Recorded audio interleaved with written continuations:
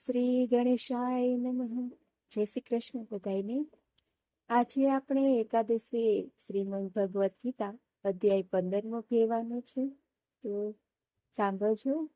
શ્રી ભગવાન વાચ એટલે કે શ્રી ભગવાન બોલ્યા, જેનું આદિ પુરુષ પરમેશ્વર રૂપી ઉદ્ધવ મૂળ આ સંસાર વૃક્ષની ઉત્પત્તિ અને એનો વિસ્તાર આદિ પુરુષ નારાયણથી જ થયો છે. એ આદિ પુરુષ પરમેશ્વર નિત્ય અનંત અને સૌના આધાર છે તથા સગુણ રૂપે સૌથી ઉપર નિત્યધામમાં નિવાસ કરે છે, માટે ઉદ્ધવ નામે કહેવાયા છે. આ સંસાર વૃક્ષ એ જ માયાપતિ સર્વશક્તિમાન પરમેશ્વરથી ઉદ્ભવ્યું છે, માટે એને ઉદ્ધવ મૂળ એટલે કે ઉપરની તરફ જેવું મૂળ છે એવું કહ્યું છે. જેની નીચે રહેલી બ્રહ્મારૂપી મુખ્ય શાખા એટલે કે સંસાર વૃક્ષના જન્મ વખતે સૌ પહેલા બ્રહ્મા ઉદ્ભવે છે, માટે બ્રહ્માની જ આની મુખ્ય શાખા છે. બ્રહ્માનો લોક આદિ પુરુષ નારાયણના નિત્યધામ કરતા નીચે છે, તેમજ બ્રહ્માજીનો અધિકાર પણ ભગવાન કરતા ઓછો છે. બ્રહ્માએ આદિ પુરુષ નારાયણથી જન્મ્યા હોવાને લીધે એમના જ શાસનમાં રહેવાને કારણે એમને અધઃશાખમ રૂપે કહ્યા છે. તેના વેદો જેના પાંદડાઓના વૃક્ષની શાખામાંથી જન્મતા હોય છે તથા વૃક્ષની રક્ષા અને વિકાસ કરનારા હોય છે. વેદો પણ આ સંસાર રૂપી વૃક્ષની મુખ્ય શાખા રૂપે બાહ્યમાંથી પ્રગટ્યા છે. વેદ વિહિત કર્મોથી જ સંસારનો વિકાસ અને રક્ષા થાય છે, માટે વેદોને પાંદડાઓ કહ્યા છે. એવા સંસાર રૂપી અશ્વત્થ વૃક્ષને તત્વજ્ઞાનીઓ અવિનાશી એટલે કે આ સંસાર વૃક્ષ પરિવર્તનશીલ હોવાને લીધે નાશવંત, અનિત્ય અને ક્ષણભંગુર છે, છતાં એનો પ્રવાહ અનાદિ કાળથી ચાલ્યો આવે છે. એના પ્રવાહનો આરો જ દેખાતો નથી, માટે અને વળી આનું મૂળ સર્વશક્તિમાન પરમેશ્વર નિત્ય અવિનાશી હોવાને લીધે આ સંસાર વૃક્ષને અવિનાશી કહ્યું છે. એ કહે છે કે જે માણસ એ સંસાર રૂપી વૃક્ષને મૂળ સહિત તત્વથી જાણે છે એ વેદના તાત્પર્યને જાણનાર છે. એટલે કે ભગવાનની યોગ માયાથી જન્મેલો સંસાર ક્ષણભંગુર, નાશવંત તથા દુઃખરૂપ છે. એના ચિંતનને છોડીને કેવળ પરમેશ્વરનું જ નિત્ય નિરંતર અનન્ય પ્રેમ ભાવે ચિંતન કરવું એ વેદના તાત્પર્યને જાણવું છે. એ સંસાર વૃક્ષની ત્રણેય ગુણો રૂપી જળ વડે વૃદ્ધિ પામેલી અને વિષયો રૂપી શબ્દ, સ્પર્શ, રૂપ, રસ અને ગંધ આ પાંચેય સ્થૂળ દેહ અને ઇન્દ્રિયો કરતા સૂક્ષ્મ હોવાને કારણે શાખાઓની કુંપળો રૂપી કહ્યા છે. કુંપળો ધરાવતી દેવ, મનુષ્ય, ત્રિયક આદિ યોનિઓ રૂપી શાખાઓ બ્રહ્મલોકથી શરૂ કરીને પાતાળ સુધી જેટલા લોકો છે અને એમનામાં નિવાસ કરનારી યોનિઓ સર્વ સંસાર વૃક્ષ ઘણી બધી શાખાઓ છે. નીચે અને ઉપર આમ તેમ ફેલાયેલી છે, તેમજ એ શાખાઓના મનુષ્ય લોકમાં મનુષ્ય શરીરમાં કર્મ કરનારનો અધિકાર છે, તેમજ મનુષ્ય શરીર વડે અવિદ્યામૂલક અહંતા, મમતા અને વાસનાપૂર્વક કરવામાં આવેલા કર્મો બંધનમાં કારણ મનાયા છે, માટે આ મૂળિયા મનુષ્ય લોકમાં કર્માનુસાર બાંધનારા છે. અન્ય સંગળી યોનિઓ ભોગ યોનિઓ છે, એમાં કર્મોનો અધિકાર નથી, માટે ત્યાં અહંતા, મમતા અને વાસના રૂપી મૂળિયા હોવા છતાં પણ એ કર્માનુસાર બાંધનારા નથી હોતા. કર્માનુસાર બાંધનારા અહંતા, મમતા તથા વાસના રૂપી મૂળિયા નીચે અને ઉપર બધા લોકોમાં ફેલાયેલા છે. આ સંસાર વૃક્ષનું સ્વરૂપ જેવું કહ્યું છે એવું અહીં વિચારકાળમાં મળી આવતું નથી. આ સંસાર વૃક્ષનું જેવું સ્વરૂપ શાસ્ત્રોમાં વર્ણવાયું છે તેમજ જેવું જોવા સાંભળવા મળે છે તત્વજ્ઞાન થયા પછી એવું નથી મળી આવતું. જેની રીતે આંખ ખોલ્યા પછી સપનો સંસાર નથી મળી આવતો, કેમ કે આનો નથી તો આનો આદિ નથી. એમ કહેવાનો અર્થ એ છે કે આની પરંપરા ક્યારથી ચાલી આવે છે એનો કોઈ પતો નથી કે નથી અંત.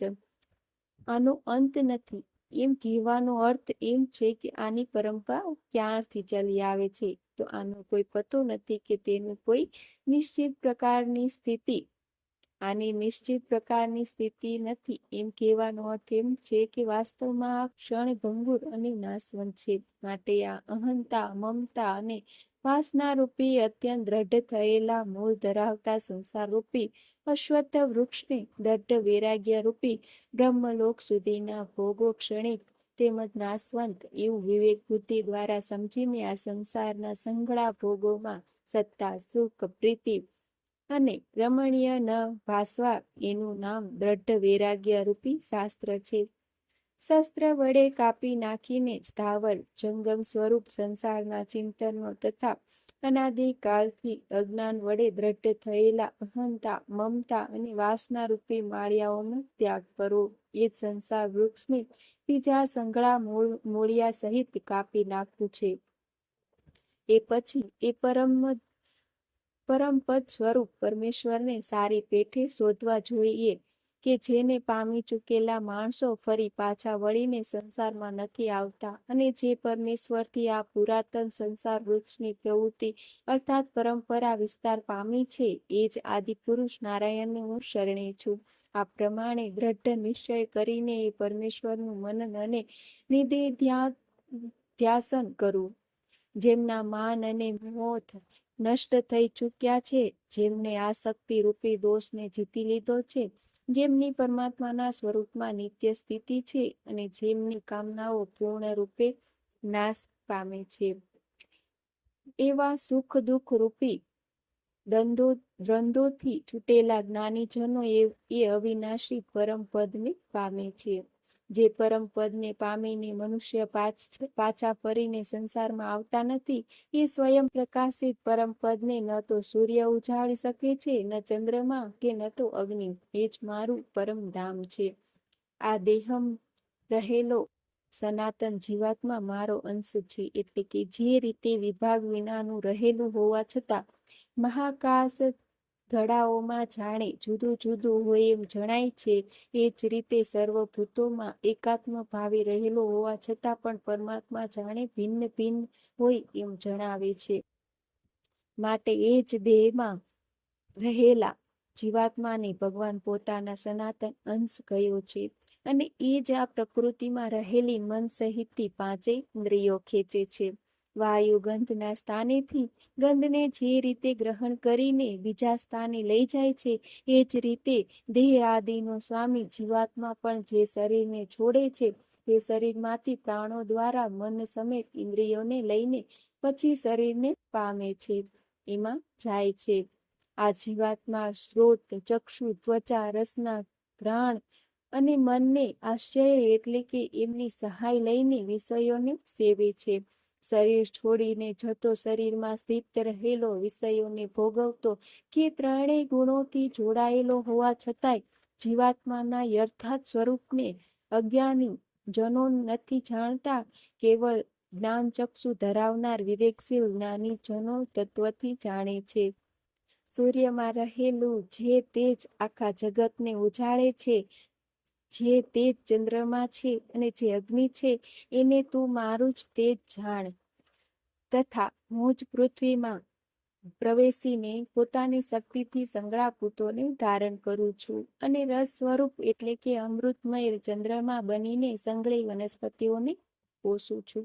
સર્વ પ્રાણીઓના શરીરમાં સ્થિત રહેલો હું જ પ્રાણ અને અપાનથી સંયોજાયેલા વૈશ્વાનર અગ્નિ સ્વરૂપને થઈને ચાર પ્રકારના ભક્ષ્ય, ભોજ્ય, લેય અને જોષ્ય એમ ચાર પ્રકારના અન્ન હોય છે.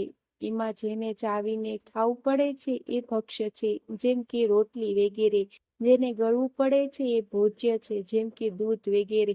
અને જેને ચાટવું પડે છે એ લેય છે, જેમ કે ચટણી વગેરે. અને જેને ચૂસવું પડે છે એ જોશે છે, જેમ કે શેરડી. અન્ને પચાવું છું. હું જ સૌ પ્રાણીઓના હૃદયમાં અંતર્યામી રૂપે રહેલું છું તથા મારાથી જ સ્મૃતિ, જ્ઞાન તેમજ અપોહન બુદ્ધિમાં રહેનારા સંચય અને વિપર્યય આદિ દોષોને વિચાર દ્વારા દૂર કરવાનું નામ અપોહન છે થાય છે. તથા વેદો વડે હું જ જાણવા યોગ્ય સર્વ વેદોનું તાત્પર્ય પરમેશ્વરને જણાવવાનું છે. માટે સર્વ વેદોને જાણવા યોગ્ય એકલા પરમેશ્વર જ છે. તેમજ વેદાંતોનો કરતા વેદોનો જાણનાર પણ હું જ છું. આ સંસારમાં નાશવંત અને અવિનાશી એમ બે પ્રકારના પુરુષો છે. એમાંથી સંગળા ભૂત પ્રાણીઓના શરીરનું નાશવંત અને જીવાત્મા અવિનાશી કહેવાય છે. આ બેયથી ઉત્તમ પુરુષ તો જુદો જ છે, જે ત્રણેય લોકમાં પ્રવેશીને સૌનું ધારણ પોષણ કરે છે અને જેને અવિનાશી પરમેશ્વર તેમજ પરમાત્મા એવા નામોથી ઓળખવાયું છે. હું નાશવંત જળ સમુદાય ક્ષેત્રથી સર્વ રીતે અતીત છું અને અવિનાશી જીવાત્માથી પણ હું ઉત્તમ છું.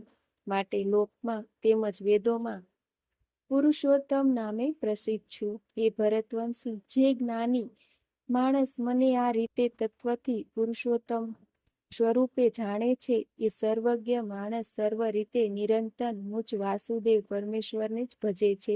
એ નિષ્પાપ અર્જુન, આમ આ ઘણું રહસ્યમય ગોપનીય શાસ્ત્ર મેં કહ્યું. આને તત્વથી જાણી માણસ જ્ઞાની અને કૃતકાર્ય થઈ જાય છે. શ્રી કૃષ્ણ અર્જુન સંવાદે પુરુષોત્તમ યોગો નામ પંચદશોધ્યાય સમાપ્ત. પુરુષોત્તમ યોગ નામનો 15મો અધ્યાય સમાપ્ત.